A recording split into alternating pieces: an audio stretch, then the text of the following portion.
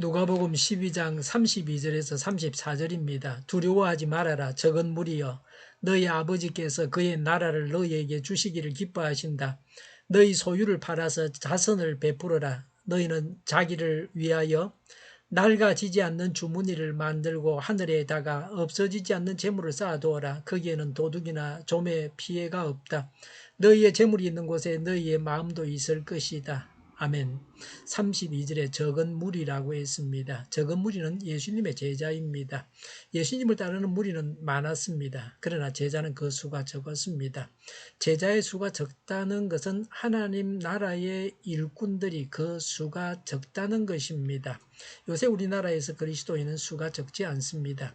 경상도에서는 그리스도인의 수가 적지만 그래도 아주 적지는 않습니다. 초대교회는 아주 소수였습니다. 요새 소수자의 권리를 지켜주자고 합니다. 옳은 말입니다. 소수이기 때문에 불이익을 당해서는 안 됩니다. 나하고 생각이 다르다고 해서 무조건 틀렸다 하고 그래서는 안 됩니다.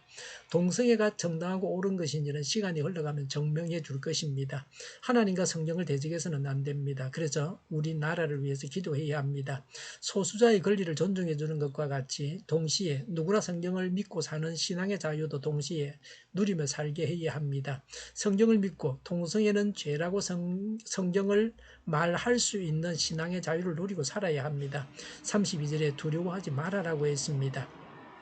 제자들은 고난받고 핍박받고 있었습니다. 먹고 입을 것으로 인해 불안해할 만한 처지였습니다. 선한 목자처럼 먹이시며 보호해 주시겠다는 위로의 말씀입니다. 지금도 우리가 어떤 경우에도 이 말씀을 믿어서 안식해야 합니다.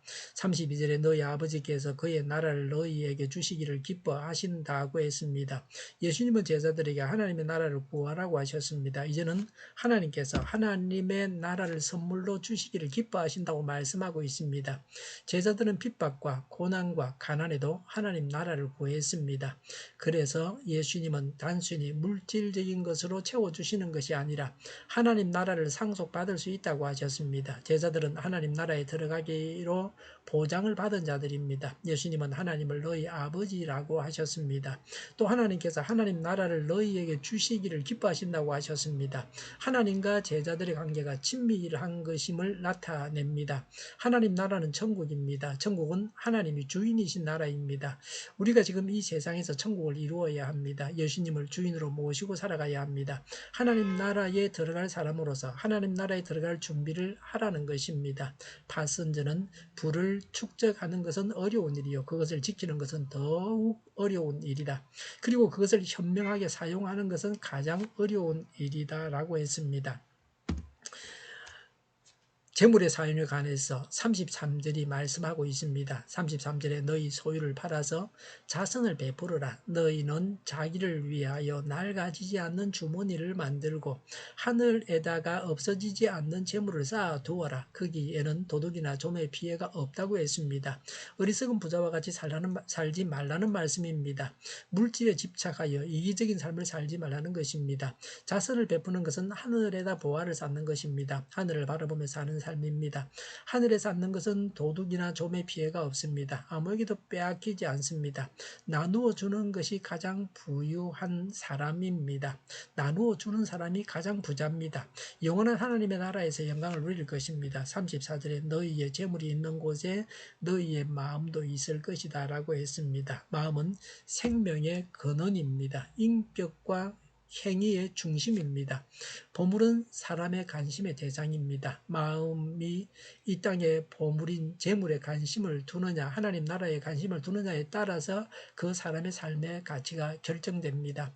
누가복음 16장 13절에 사람은 재물과 하나님을 겸하여 섬길 수 없습니다. 라고 섬길 수 없다고 했습니다. 신앙의 해적지대는 있을 수 없습니다.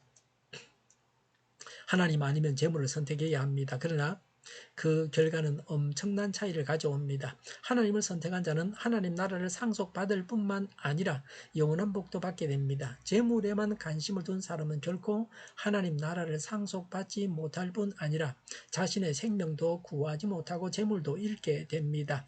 마음을 어디에 두느냐 하는 것이 매우 중요합니다. 돈이 있는 곳에 마음이 있습니다. 이웃에게 재물을 나누어 줘야 합니다. 교회에 재물을 바치고 우리 마음도 둬야 합니다. 헌금하는 일이 쉬운 일이 아닙니다. 믿음으로 하는 일입니다. 자신을 바치고 자녀를 바쳐서 하나님의 일을 해야 합니다. 교회를 통해서 하나님의 일을 해야 합니다. 교회가 올바른 길로 나아가게 해야 합니다. 늘 하나님께서 기뻐하시는 교회가 되어야 합니다. 우리가 소유한 것을 남을 위해서 하나님을 위해서 사용해야 합니다. 기도하겠습니다. 우리가 소유한 것을 남을 위해서 또 하나님을 위해서 사용하게 하여 주시옵소서. 오늘보다 내일이 더 나게 하여 주시옵소서. 교회가 분열되지 않고 하나가 되게 하여 주시옵소서. 한 목소리를 내는 교회가 되게 하여 주시옵소서.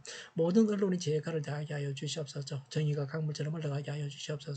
하나님을 대적하는 법을 만들지 않게 하시며 이스라엘 법을 폐기하지 않게 하시며 법치주의가 무너지지 않게 하여 주시옵소서.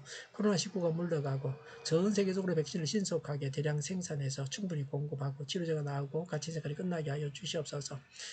수도권과 부산과 영도 환자 복종을 막아주시옵소서. 변이로 인해서 어려움을 겪고 있습니다. 변이에 잘 신속하게 대처하게 하여 주시옵소서. 우리 동일교회가 만구른집하게 하여 주시옵소서. 예수 이름으로 명하노니 모든 병만은 물러가고 몸의 모든 부분들은 온전하게 될지어다. 신유의 기적을 베푸셔서 지금도 저희의 질병을 고쳐주시옵소서. 코로나를 신음하는 모든 자들을 고치시고 온전케 하여 주시옵소서.